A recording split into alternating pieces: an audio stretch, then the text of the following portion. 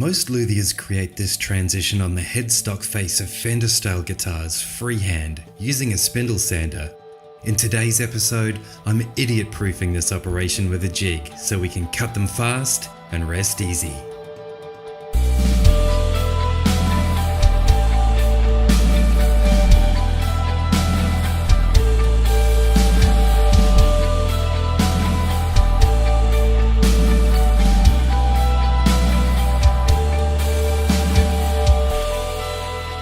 And welcome to episode 6 in this Luthiers Workshop build series, where I start with an empty workshop and populate it with all the things we'll need to start up a legitimate small shop luthier operation.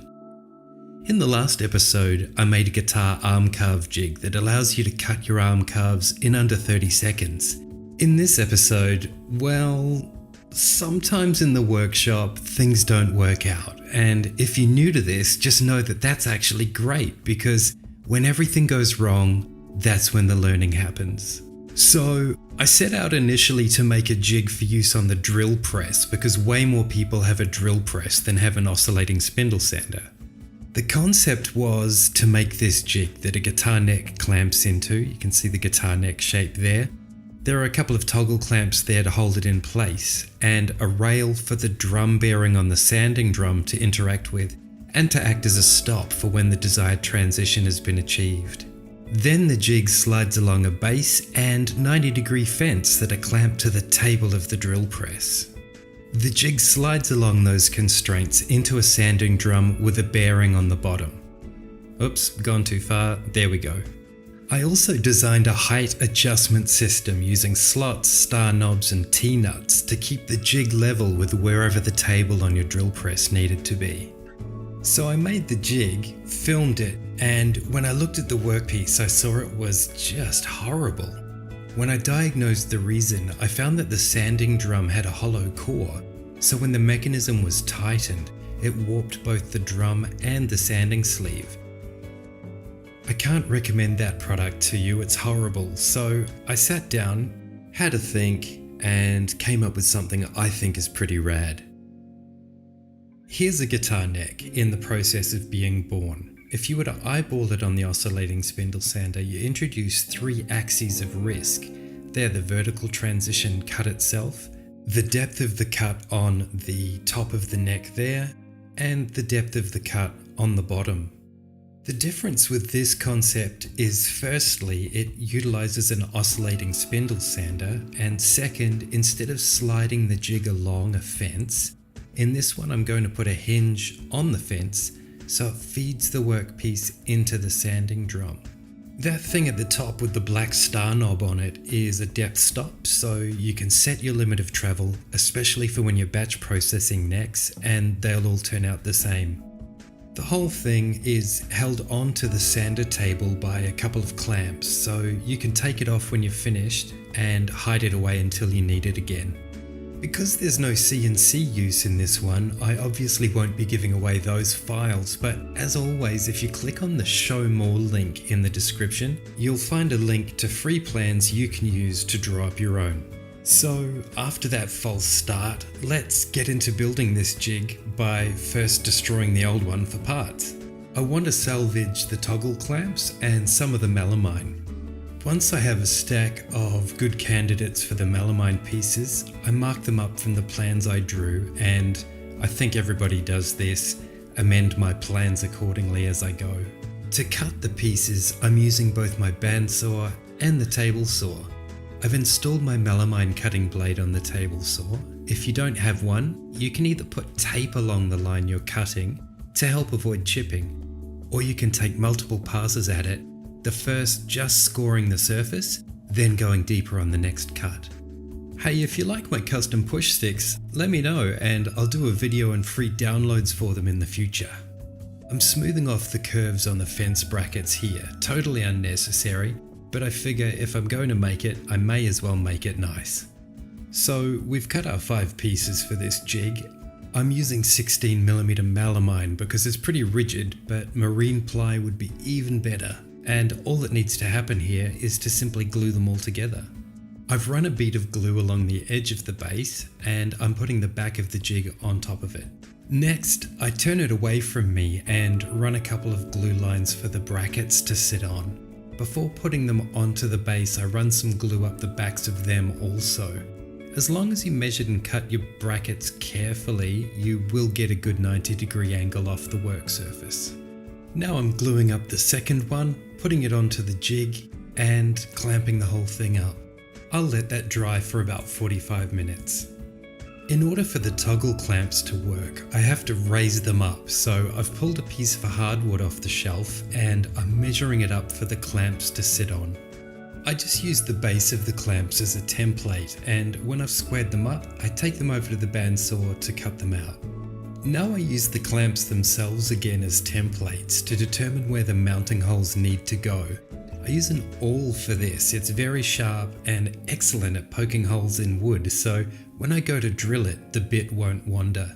Using my awl holes as a guide, I can now drill the holes for the mounting hardware.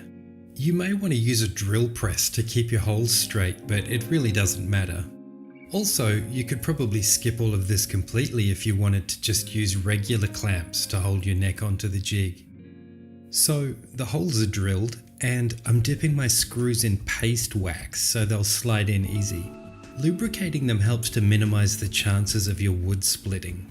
Luthiers also use this trick with small screws like the ones that hold your electric guitar tuners on, to minimize the likelihood of those screws snapping in the hole. I've worked out where I want my clamp positions. It's all quite arbitrary, to be honest. They can go anywhere you think they'll do some good. I should note I'm using melamine wood glue here just to be safe, although you can use regular Titebond if you like, then do what I did and drill reinforcing screws into the jig just in case. Once these clamps are dry, I go in off camera and sink a big screw into each of them from underneath. Once they're both on, I clamp them up and leave them for 45 minutes. I can take the time now to return to the jig base, remove the clamps, then drill holes and countersinks for the reinforcing screws and screw them in. I put 4 in the base and 4 in the fence. Now the jig base is together, I can make sure it's 90 degrees to the table. It's too late now if it's not, but here we go anyway. Luckily for all concerned, it's perfect. If yours isn't, don't panic. You can buy 2 sets of feeler gauges super cheap online, pull them apart and use them for shims all over the workshop. I don't talk a lot about safety on here, as evidenced by the fact I'm not wearing gloves or using a blade guard on my grinder, but you'll never catch me without a face shield. Grinder blades can and do just spontaneously explode, and while I'm not very pretty, I still don't want to eat one. This piano hinge is too long, so I'm just giving it a quick trim. Fast forward, everything is dry and we're ready to assemble.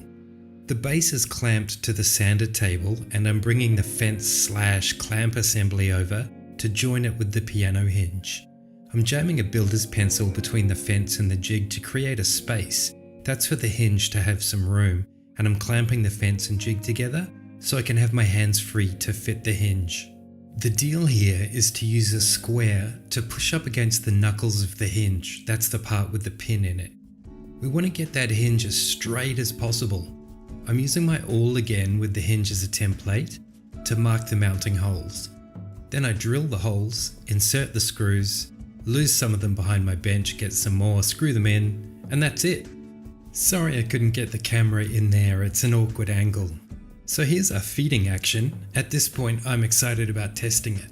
I've roughed out a guitar neck shape from MDF, so if everything goes horribly wrong I won't care.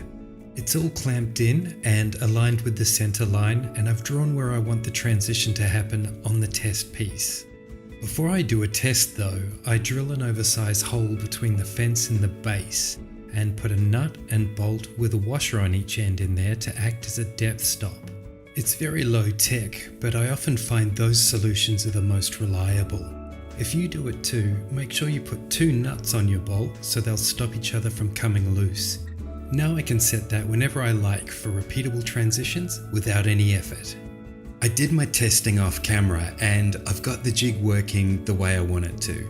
I've roughed out an outline from this oak so I can demonstrate the jig. I've marked some lines to help me line up the workpiece and I clamp it in. Then it's as simple as turning on the spindle sander and gently feeding the workpiece into the sanding drum. I'm using a 2-inch drum here. I've heard some people like to use 3. This is in real time from go to woe to give you an idea of how fast this is once you've got it set up the way you like it. And it's done. The cut is absolutely perfect. In order to level the face of the headstock with the bottom of the transition curve, I'll use a router sled, and I'll show you how to make one of those in a future episode. I'd like to thank the guys at the Guitar Nerds podcast for their glowing review of the channel, and thank you for joining me for this episode. In the next episode, I'm making an electrosocket routing jig for snug output jacks in no time at all. I hope you'll join me then.